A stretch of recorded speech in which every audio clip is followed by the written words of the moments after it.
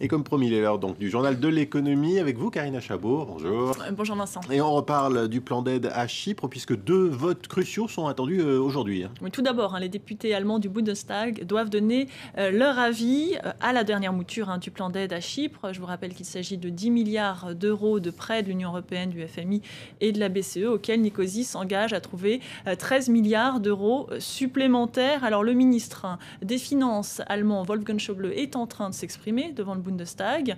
Cela sera suivi d'un débat, puis d'un vote, et a priori, ce sera un oui à une très forte majorité.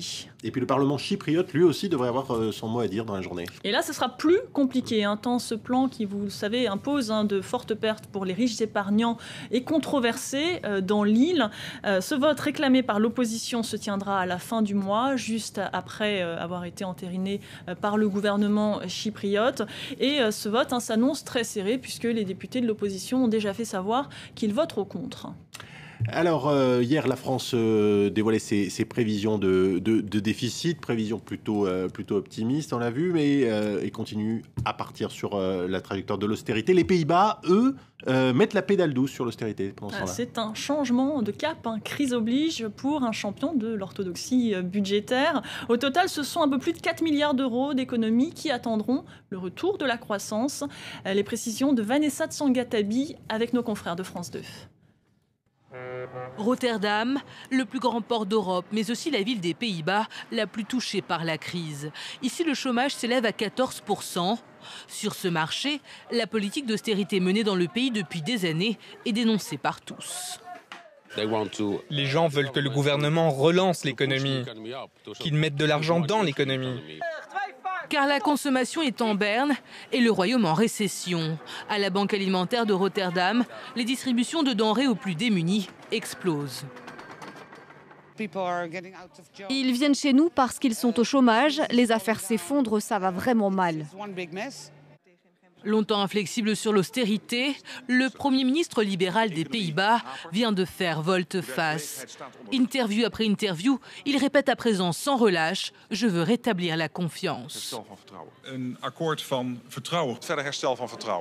En clair, desserrer enfin les cordons de la bourse de l'État.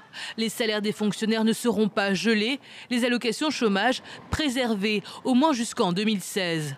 Au total, ce sont un peu plus de 4 milliards d'euros d'économies qui attendront. C'est une décision majeure. En fait, les Pays-Bas sont en train de se désolidariser de l'Allemagne en expliquant qu'une politique d'austérité et de rigueur en pleine récession est contre-productif. Conséquence de cet abandon même provisoire de l'austérité, l'an prochain, les Pays-Bas ne tiendront pas leur promesse de réduction de déficit.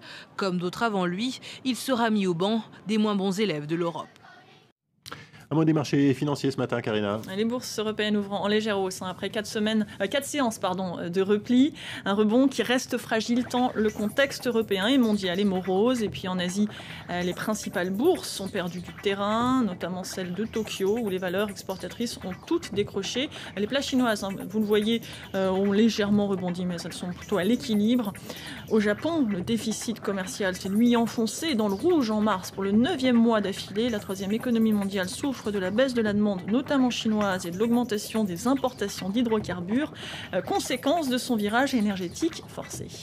On poursuit, Karina, avec l'actualité des entreprises, en bref et en images. Carrefour fait état d'un chiffre d'affaires de près de 21 milliards d'euros au premier trimestre, en baisse de 1,3% sur un an.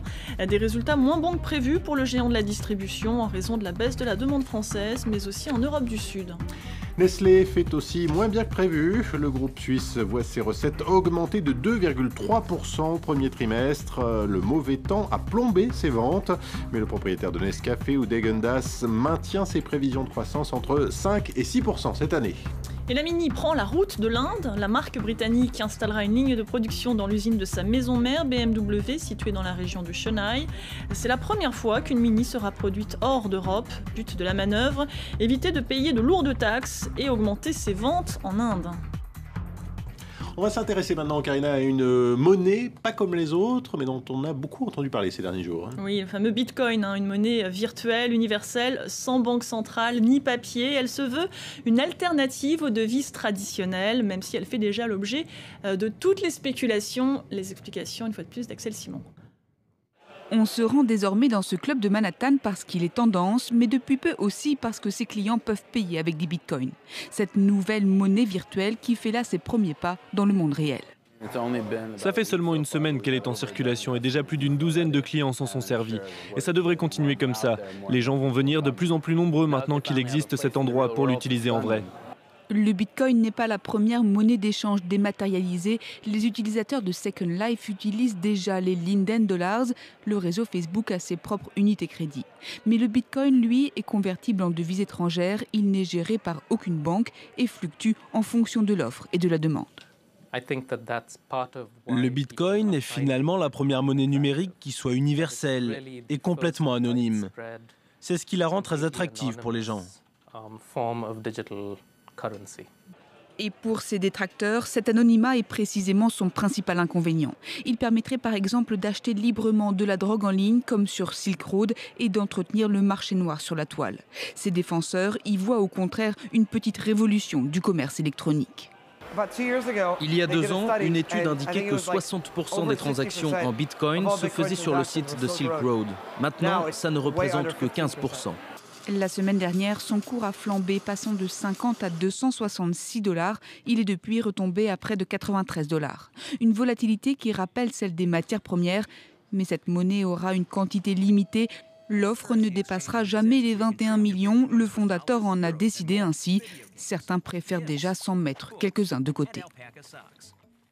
Et puis on continue de parler de monnaie, Karina, mais cette fois-ci, il s'agit de faux billets. Oui, avec cette saisie record à Lima, la police péruvienne a saisi un butin de plusieurs millions, 15 millions de faux billets verts et 15 millions de faux sols péruviens. Et visiblement, ça n'est pas la première fois, écoutez. Au vu de l'ampleur et de la taille de cette organisation, tous ces faux billets étaient destinés à inonder de nombreux États américains. L'an dernier, nous avions déjà fait ce genre de coup de filet. Nous avions alors établi les liens entre ceux qui envoyaient l'argent depuis l'aéroport international Jorge Chávez de Lima et ceux qui le recevaient dans les endroits comme Miami, New York, le New Jersey ou encore la Virginie. Voilà donc pour cette saisie record de faux billets à Lima. Merci Karina Chabour pour ce tour d'horizon de l'actualité économique. Il est 9h26 à Paris. Je vous rappelle la principale information de la matinée, cette explosion d'une usine d'engrais au Texas, près de Waco. C'est une partie de la ville qui est en feu. Vous le voyez, les habitants ont été évacués, en partie rassemblés dans un grand stade de cette ville de West, dans le Texas. Selon les autorités américaines, l'explosion aurait fait de nombreux morts et des centaines de blessés. On y reviendra bien évidemment dans nos prochaines éditions. Le prochain journal, c'est dans moins de 3 minutes. Nouvelle demi-heure d'information en compagnie d'Hélène Drouet. Paris Direct continue donc. Très bonne journée à tous sur France 24.